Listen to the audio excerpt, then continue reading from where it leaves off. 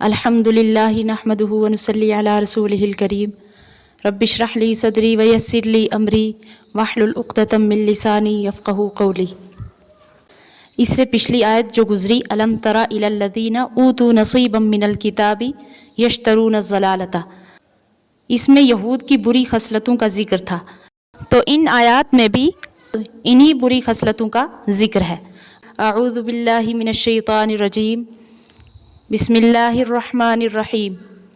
الم تر الی الذین اوتوا، کیا تو نے نہ دیکھا ان کو جن کو ملا ہے نصیبا من الکتاب، کچھ حصہ کتاب کا، یؤمنون بالجبت، جو مانتے ہیں بتوں کو، والطاغوت، اور شیطان کو، ویقولون للذین کفروا، اور کہتے ہیں کافروں کو، ہؤلاء اہدی من الذین آمنوا سبیلا، کہ یہ لوگ زیادہ راہ راست پر ہیں مسلمانوں سے۔ تو یہاں فرمایا گیا ہے کہ اے مخاطب، کیا تو نے ان لوگوں کو نہیں دیکھا جن کو کتاب یعنی تورات کے علم کا ایک حصہ ملا ہے، پھر باوجود اس کے کہ وہ بت اور شیطان کو مانتے ہیں، کیونکہ مشرکین کا دین بت پرستی اور شیطان کی پیروی تھا، تو وہ ان مشرکین کے دین کو اچھا بتلاتے ہیں، تو اس اچھا بتلانے سے بت اور شیطان کی تصدیق لازم آتی ہے۔ تو یہ یہود ان کفار یعنی مشرکین کی نسبت کہتے ہیں کہ یہ لوگ بنسبت ان مسلمانوں کے زیادہ راہ راست پر ہیں، تو یہ بات انہوں نے صراحتاً کہا تھا۔ تو اب یہاں اس آیت میں دو لفظ آئے ہیں، ایک ہے جبت اور دوسرا ہے طاغوت، تو ان سے مراد کیا ہے؟ مفسرین کے اس بارے میں مختلف اقوال ہیں۔ حضرت ابن عباس، حضرت ابن جبیر اور ابو العالیہ رضی اللہ عنہم فرماتے ہیں کہ جبت حبشی لغت میں ساحر کو کہتے ہیں، یعنی جادو کرنے والے کو کہتے ہیں، اور طاغوت سے مراد کاہن ہے، جو غیب کی خبریں بتانے والا ہو۔ حضرت عمر رضی اللہ عنہ فرماتے ہیں کہ جبت سے مراد سحر ہے، یعنی جادو ہے، اور طاغوت سے مراد شیطان ہے۔ تو اسی طریقے سے مالک بن انس رضی اللہ عنہ سے منقول ہے کہ اللہ کے سوا جن چیزوں کی عبادت کی جاتی ہے ان سب کو طاغوت کہا جاتا ہے۔ تو امام قرطبی رحمۃ اللہ علیہ فرماتے ہیں کہ مالک بن انس کا قول زیادہ پسندیدہ ہے، کیونکہ اس کا ثبوت قرآن سے بھی ہوتا ہے۔ ارشاد ہے ان اعبدوا اللہ واجتنبوا الطاغوت، لیکن ان متعدد اقوال میں کوئی تعارض نہیں ہے، اس لیے سب ہی مراد لیے جا سکتے ہیں۔ اس طرح کہ اصل میں جبت تو بت ہی کا نام تھا، لیکن بعد میں اس کا استعمال اللہ کے سوا دوسری عبادت کی جانے والی چیزوں پر بھی ہونے لگا۔ تو اب اس آیت کے نازل ہونے کی وجہ کیا بنی؟ یعنی اس آیت کا شان نزول یہ ہے کہ حضرت ابن عباس رضی اللہ عنہما سے روایت ہے کہ یہود کے سردار حوی بن اخطب اور کعب بن اشرف اپنی ایک جماعت کو جنگ احد کے بعد لے کر مکہ میں قریش کے ساتھ ملنے آئے۔ تو یہود کا سردار کعب بن اشرف ابو سفیان کے پاس آیا اور اس نے حضور صلی اللہ علیہ وسلم کے خلاف ان کے ساتھ تعاون کرنے کا وعدہ کیا۔ اہل مکہ نے کعب بن اشرف سے کہا، تم ایک دھوکہ دینے والی قوم ہو، اگر تم واقعی اپنے قول میں سچے ہو تو ہمارے ان دو بتوں یعنی جبت اور طاغوت کے سامنے سجدہ کرو۔ تو چنانچہ اس نے قریش کو مطمئن کرنے کے لیے ایسا ہی کیا۔ اس کے بعد کعب نے قریش سے کہا کہ 30 آدمی تم میں سے اور 30 ہم میں سے سامنے آئیں، تاکہ رب کعبہ کے ساتھ اس چیز کا عہد کریں کہ ہم سب مل کر محمد صلی اللہ علیہ وسلم کے خلاف جنگ کریں گے۔ کعب کی اس تجویز کو قریش نے پسند کیا اور اس طرح سے انہوں نے مسلمانوں کے خلاف ایک متحدہ محاذ قائم کر دیا۔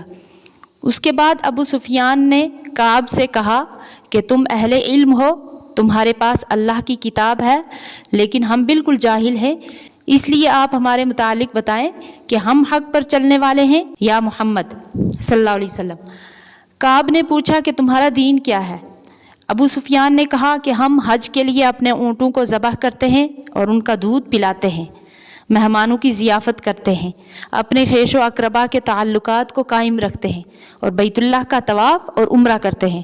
اس کے برخلاف محمد صلی اللہ علیہ وسلم نے اپنے آبائی دین کو چھوڑ دیا ہے، وہ اپنوں سے علیحدہ ہو چکا ہے اور اس نے ہمارے قدیم دین کے خلاف اپنا ایک نیا دین پیش کیا ہے۔ ان باتوں کو سن کر کعب بن اشرف نے کہا کہ تم لوگ حق پر ہو اور محمد معاذ اللہ گمراہ ہو چکا ہے۔ تو اس پر اللہ تعالیٰ نے یہ آیات نازل فرما کر ان کے اس فریب کی مذمت کی۔ تو بعض اوقات کیا ہوتا ہے کہ نفسانی خواہشات کی وجہ سے آدمی دین اور ایمان سے محروم ہو جاتا ہے۔ کعب بن اشرف یہودیوں کا ایک ممتاز عالم تھا جو خدا پر بھی عقیدہ رکھتا تھا اور اسی کی عبادت کرتا تھا، لیکن جب اس کے دل و دماغ پر نفسانی خواہشات کا بھوت سوار ہوا تو اس نے مسلمانوں کے خلاف قریش سے الحاق کرنا چاہا۔ قریش مکہ نے اس کے ساتھ ملنے کی یہ شرط لگائی کہ وہ ہمارے بتوں کے سامنے سجدہ کرے، تو اس نے اس بات کو بھی گوارا کر لیا۔ اس نے اپنے مذہب کے خلاف قریش کی شرط کو تو پورا کیا، لیکن اپنے مذہبی عقائد کو قائم رکھنے کے لیے ان سے علیحدگی اختیار کرنا گوارا نہ کیا۔ تو یہاں ان یہود کے بارے میں بتایا گیا ہے کہ ان لوگوں نے کفر کے طریقہ کو اسلامی طریقہ سے افضل بتلایا۔ تو اس کے بارے میں اللہ تعالیٰ آگے کیا فرماتے ہیں؟ اولئک الذین لعنہم اللہ، یہ وہی ہیں جن پر لعنت کی ہے اللہ نے، ومن یلعن اللہ فلن تجد لہ نصیرا، اور جس پر لعنت کرے اللہ نہ پائے گا تو اس کا کوئی مددگار۔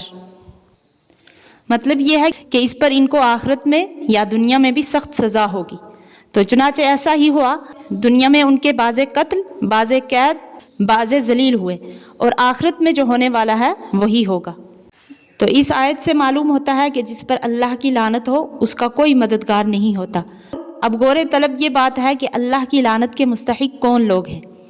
ایک حدیث میں ارشاد ہے کہ رسول اللہ صلی اللہ علیہ وسلم نے سود دینے والے، سود کھانے والے، اس کے لکھنے والے، اس کی گواہی دینے والے سب پر لعنت کی ہے، اور وہ سب گناہ میں برابر ہے۔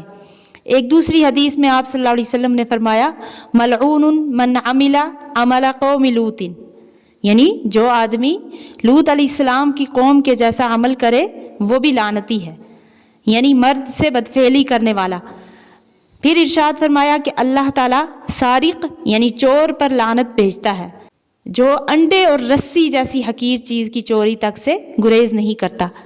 ایک اور حدیث میں ارشاد ہے لعن اللہ آکل الربا ومؤکلہ والواشمۃ المستوشمۃ والمصورہ، یعنی اللہ کی لعنت ہے سود کھانے والے اور کھلانے والے پر، اور ان عورتوں پر جو اپنے جسم کو گودنے والی یعنی سوئی کے ناکہ سے جسم میں سوراخ کر کے سرما ڈالتی ہیں تاکہ زینت ہو، یا گدوانے والی ہو، اور ایسے ہی تصویر کھینچنے والوں پر بھی اللہ کی لعنت ہے۔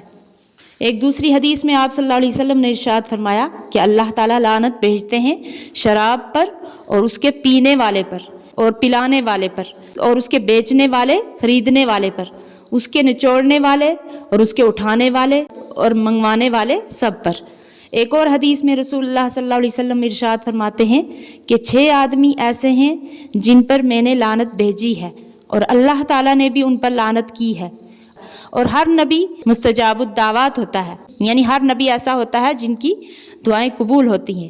وہ 6 آدمی یہ ہیں: ایک تو اللہ کی کتاب میں زیادتی کرنے والا، دوسرے وہ شخص جو جبر و قہر سے اقتدار حاصل کر کے وہ اس آدمی کو عزت دے جس کو اللہ نے ذلیل کیا ہو، اور جس کو اللہ نے عزت عطا کی ہو اس کو ذلیل کرے۔ نمبر 3 اللہ کی تقدیر کو جھٹلانے والا۔ نمبر 4 اللہ کی حرام کردہ چیزوں کو حلال سمجھنے والا۔ نمبر 5 میری اولاد میں وہ آدمی جو محرمات کو حلال کرنے والا ہو۔ نمبر 6 اور میری سنت کو چھوڑنے والا۔ ایک اور حدیث میں آپ صلی اللہ علیہ وسلم نے فرمایا ایسے مرد پر بھی لعنت ہے جو عورتوں کا سا لباس پہنے، اور ایسی عورت پر لعنت کی جو مرد کا سا لباس پہنے۔ تو جس قدر یہ لعنت ایک بری چیز ہے اسی قدر اس کے کرنے پر پابندیاں بھی عائد کی گئی ہیں۔ کسی مسلمان پر لعنت کرنا حرام ہے، اور کافر پر بھی صرف اس صورت میں کی جا سکتی ہے جبکہ اس کا کفر پر مرنا یقینی ہو۔ تو یہاں سے مسئلہ یہ نکلتا ہے کہ کسی معین شخص کے بارے میں جب تک یہ معلوم نہ ہو کہ اس کی موت کفر پر ہوئی ہے اس پر لعنت جائز نہیں، اگرچہ وہ فاسق ہی ہو۔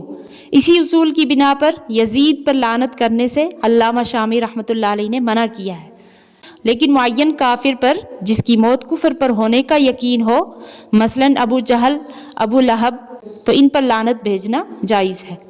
کسی کا نام لیے بغیر اس طرح لعنت کرنا جائز ہے کہ ظالموں پر یا جھوٹوں پر اللہ کی لعنت ہے۔